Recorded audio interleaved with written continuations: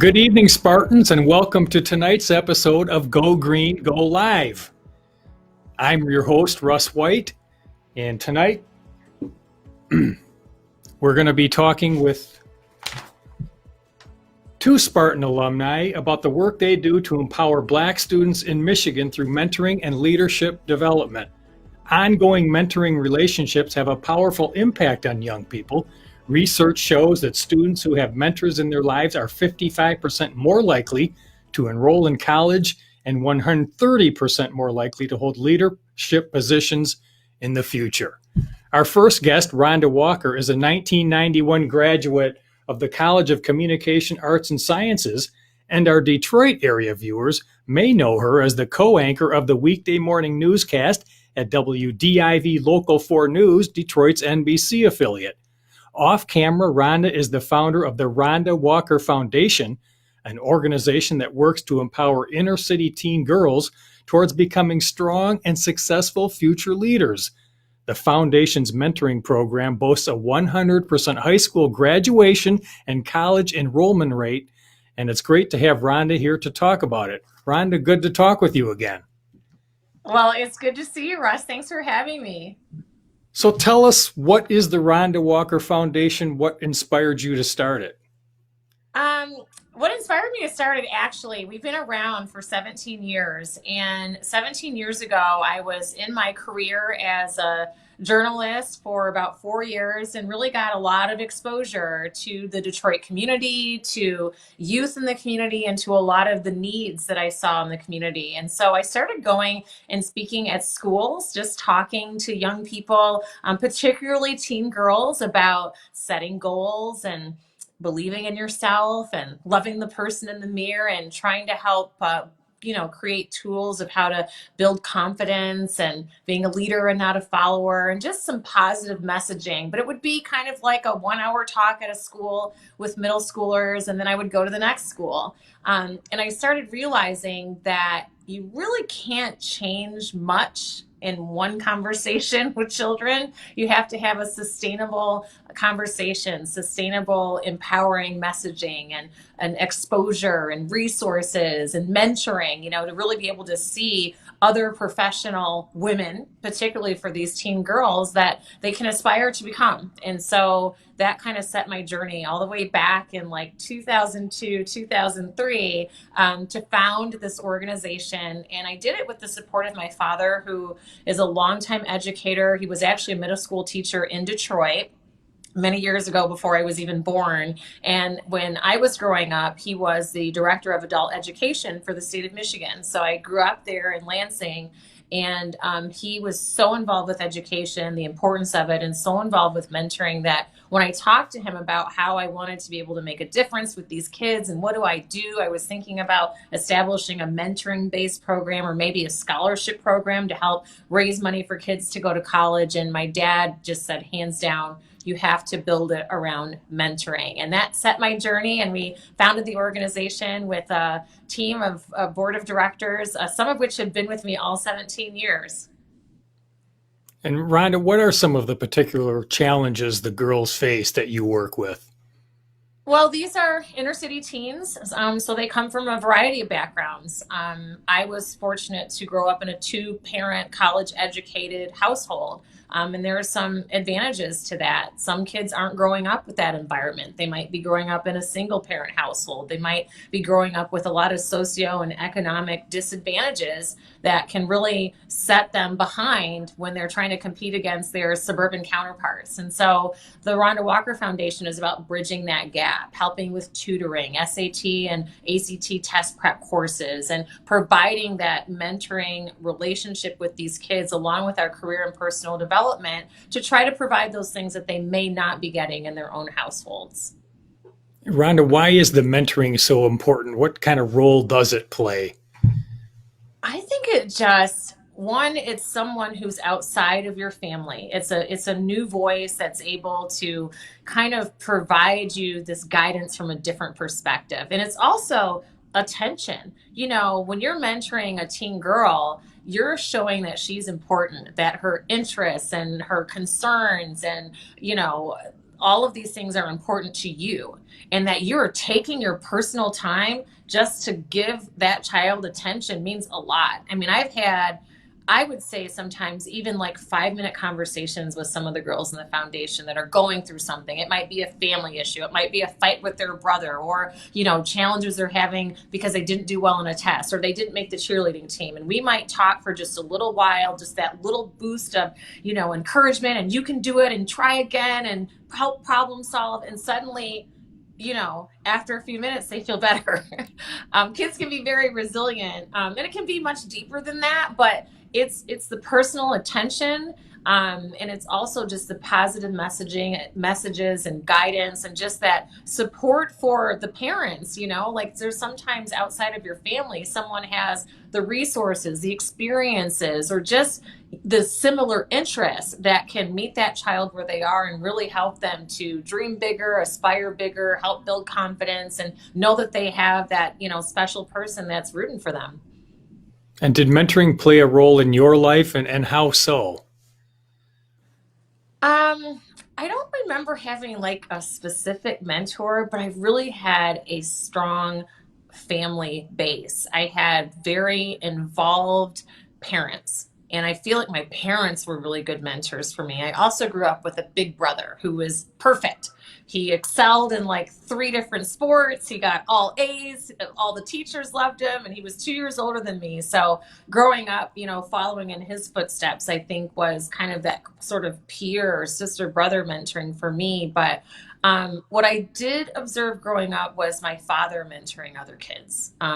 We were always had different kids that were in our household that my dad would mentor, that might be from, challenging backgrounds or not have father figures. And I got to see the impact really through his work of the impact that mentoring can have. And my parents, we kind of had a group there in the Lansing area of a lot of Black families, that were similar to ours, because I went to Lansing Eastern High School, which it was a diverse school, but in terms of like the neighborhood I grew up in, there weren't a lot of people that looked like us. And so my parents kind of went out of their way, across the greater Lansing and East Lansing area to really connect us with other families with college educated parents too. So just that experience, of being able to meet strong professional people, just the exposure to that can really change the course of your life, because you see what's really out there in this bigger world than just,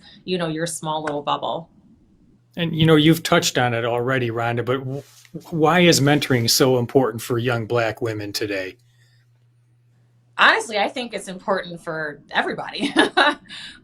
But specifically, I think that it's important for young Black girls to realize that they can accomplish anything, and that sometimes when you're a minority, you don't see as many people doing the things that you aspire or want to do, and you think that it's because you're a minority or for some reason those opportunities aren't available for you. And so I think just building the strength and the confidence, because sometimes depending on how you're raised, like I was fortunate, I was raised in a very multicultural environment. Like the East Lansing area is awesome. Michigan State is awesome. I mean, you get exposed to so many different cultures, and that's important. But sometimes, like the kids I work with are growing up in inner city Detroit. It's a predominantly Black school in predominantly Black neighborhoods. And when you grow up that way, you're not having a lot of exposure to what the real world looks like and having real world interaction with people from different cultures.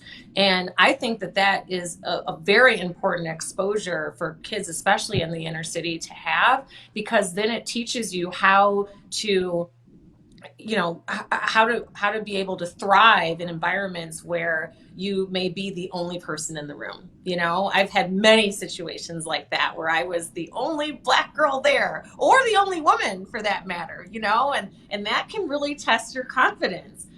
So just kind of like, building up that girl power. And I think that's just true for women in general.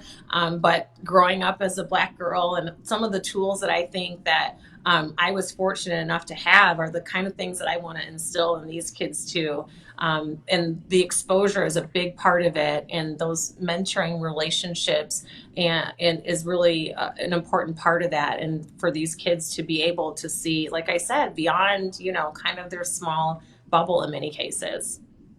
And Rhonda, how are you and the girls that you mentor feeling and talking about these changing times in our country, spurred on by the killing of George Floyd? It does seem like things really are moving in the right direction finally.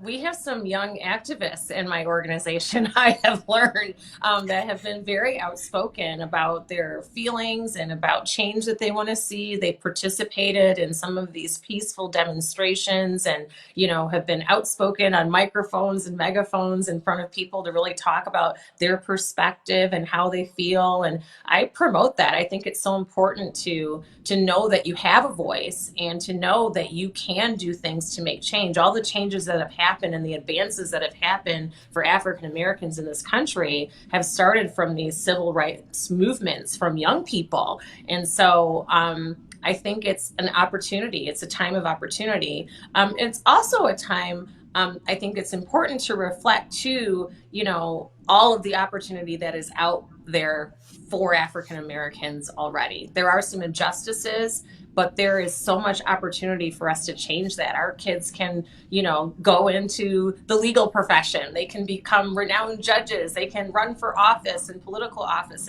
and really assume those leadership roles. And I do think, as you said, that the movement is so strong right now that a lot of companies are rethinking hiring and rethinking boards and rethinking what can I do, as an executive or as a business owner to help provide more opportunity for African American people. And so I'm very encouraged. I'm especially encouraged too by the diversity of those that are demonstrating and speaking out.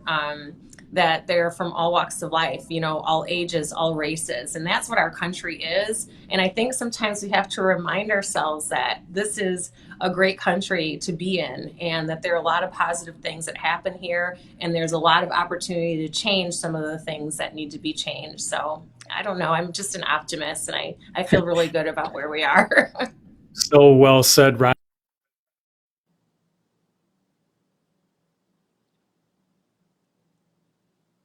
I'm afraid I lost your audio. I didn't hear the question. I'm not sure why.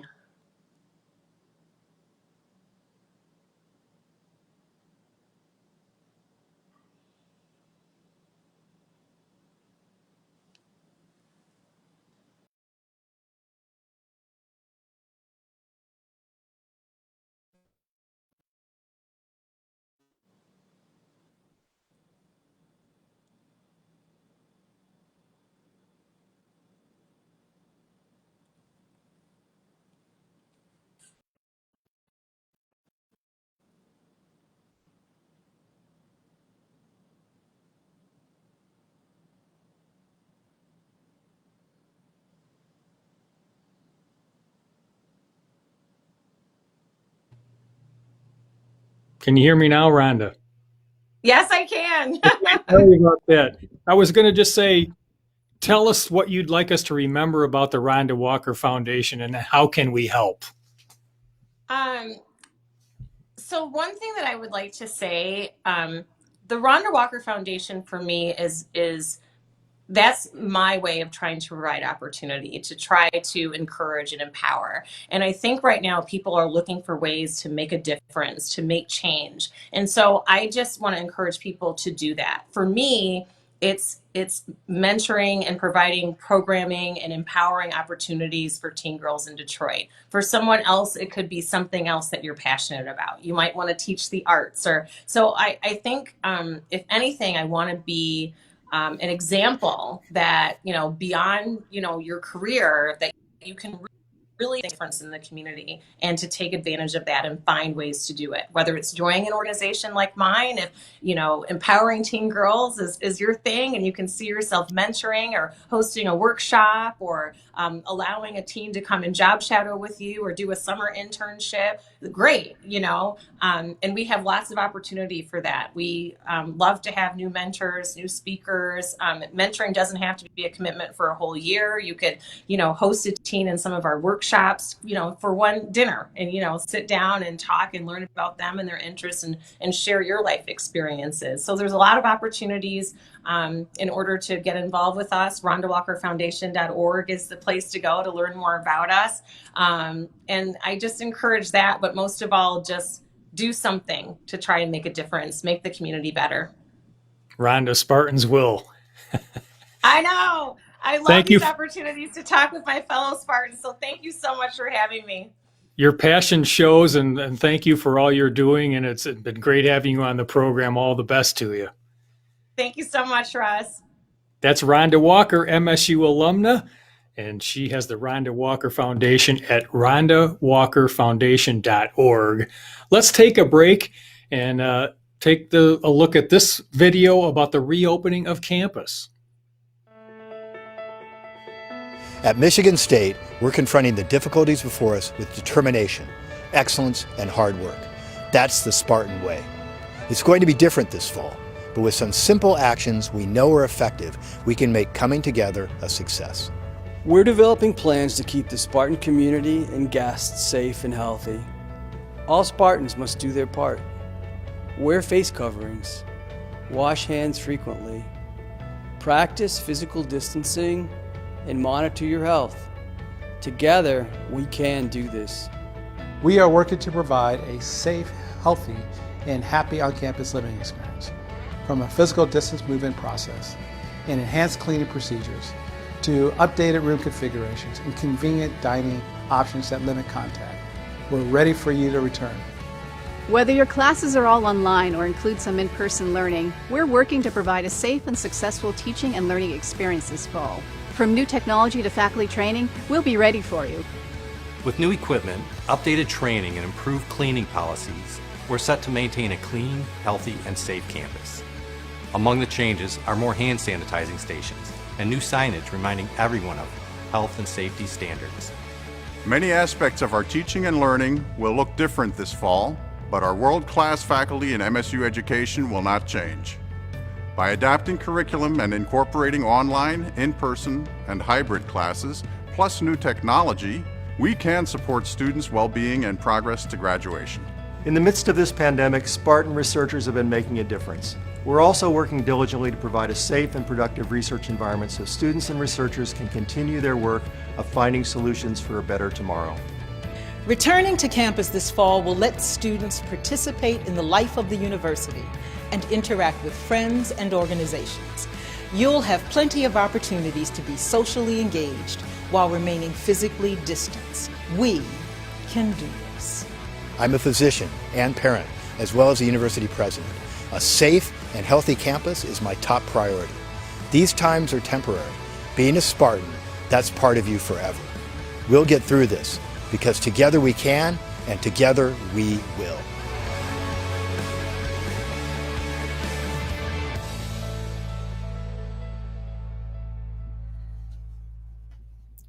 You're watching Go Green, Go Live, and our next guest on tonight's show is Tim Hurd, a 2019 graduate from the College of Education. As a junior here at MSU, Tim launched a student organization called Rising Black Men, a group dedicated to the mentorship of Black male undergraduate students at MSU. The group was so successful in its first year on campus that it was recognized as the Student Organization of the Year and quickly drew attention from beyond East Lansing.